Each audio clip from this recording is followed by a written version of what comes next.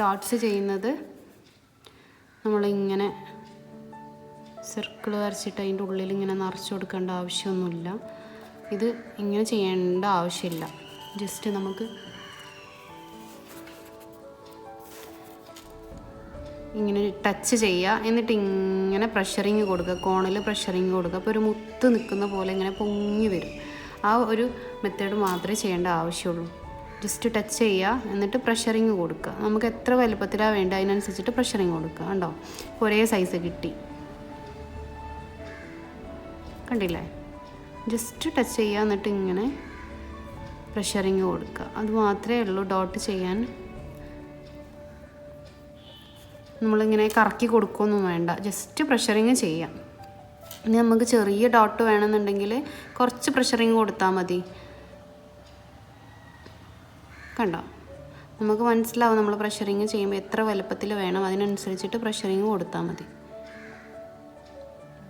അപ്പോൾ ഒരു മുത്ത് നിൽക്കുന്ന പോലെ നിൽക്കും.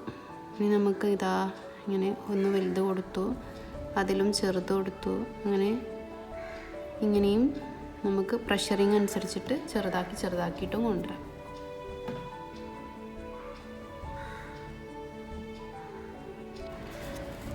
ഡോട്ട്സിൽ തന്നെ നമ്മൾ ലൈനിൻ്റെ മുകളിൽ ഡോട്ട് അപ്ലൈ ചെയ്യുന്ന ഒരു മെത്തേഡ് കാണിക്കാം.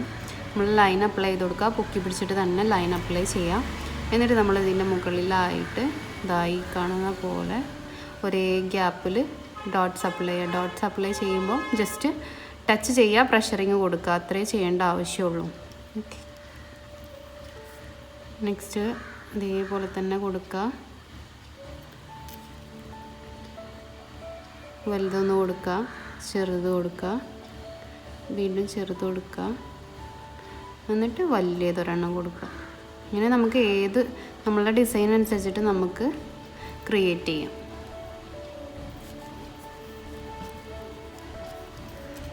വേറൊരു മെത്തേഡ് കാണിക്കാം. ലൈൻ അപ്ലൈ ചെയ്യുക, എന്നിട്ട് തൊട്ട് മുകളിലായിട്ട് ഡോട്ട്സ് അപ്ലൈ ചെയ്ത് കൊടുക്കുക ഒരേ ഗ്യാപ്പിൽ. തൊട്ട് മുകളിലായിട്ട് ഇങ്ങനെ കൊടുത്തു. ഇനി അതേപോലെ തന്നെ ജസ്റ്റ് താഴെ ആയിട്ട് നമ്മളിതാ ഇങ്ങനെ അതേ സൈസിലുള്ള ഡോട്ട് തന്നെ കൊടുക്കുക. കണ്ടില്ലേ? അപ്പം ഇങ്ങനെ കിട്ടി. ഇനി വേണമെങ്കിൽ നമുക്ക് ലൈൻ അപ്ലൈ ചെയ്തിട്ട്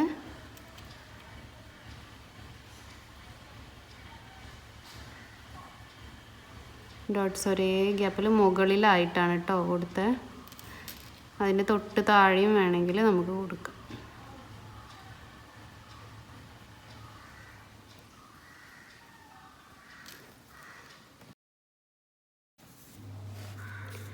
നെക്സ്റ്റ് നമ്മൾ ചെയ്യുന്നത് സർക്കിളാണ്. സർക്കിൾ ചെയ്യാൻ നമ്മൾ ജസ്റ്റ് സർക്കിൾ ഡ്രോ ചെയ്യാൻ വേണ്ടി പഠിക്കാൻ നീറ്റായിട്ട് സർക്കിൾ വരയ്ക്കണം എന്ന് മാത്രം. പ്രഷറിങ് ചെയ്ത് ജസ്റ്റ് ഇങ്ങനെ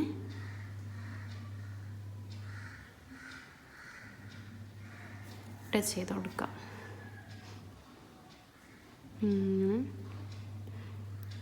സർക്കിൾ വരയ്ക്കാൻ തീരെ കിട്ടാത്തവരാണ് നന്നായിട്ട് പ്രാക്ടീസ് ചെയ്യണം.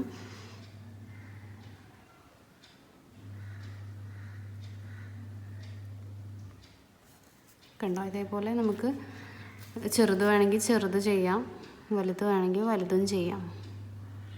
നമ്മൾ ആ ഡിസൈൻ ക്രിയേറ്റ് ചെയ്യുമ്പം അതിനനുസരിച്ചിട്ടാണ് നമ്മൾ സർക്കിൾ വരയ്ക്കുക. സർക്കിളൊക്കെ നന്നായിട്ട് പ്രാക്ടീസ് ചെയ്യാം. കണ്ടോ, ഇതാണ് സർക്കിൾ. സർക്കിൾ വരയ്ക്കുമ്പം നമുക്ക് ടച്ച് ചെയ്തിട്ടും വരയ്ക്കാം, ടച്ച് ചെയ്യാതെയും വരയ്ക്കാം. നമ്മുടെ ഈസി ഏതാണ് അതേപോലെ ചെയ്യാം. പിന്നെ ടച്ച് ചെയ്തിട്ട് വരയ്ക്കുമ്പോൾ ഒരുപാട് ഇങ്ങനെ ടച്ച് ചെയ്തിട്ട് ഡിസൈന് ചിലരൊക്കെ വരയ്ക്കുമ്പോൾ അതാകും. ഇങ്ങനെ വരരുത്.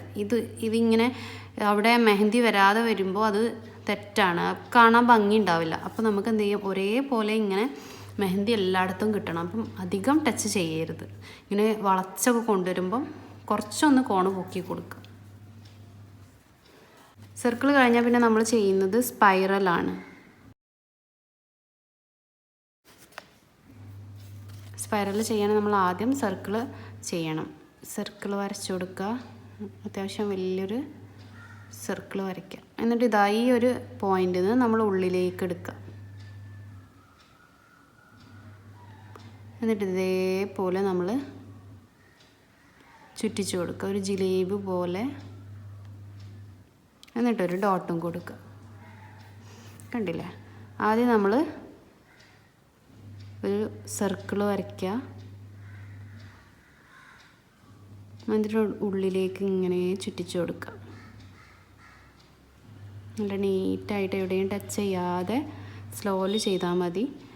എന്നിട്ടൊരു ഡോട്ട് കൊടുക്കുക. ഇതാണ് സ്പൈറൽ. നമുക്ക് ചെറുത് വേണമെങ്കിൽ ചെറുതും ചെയ്യാം.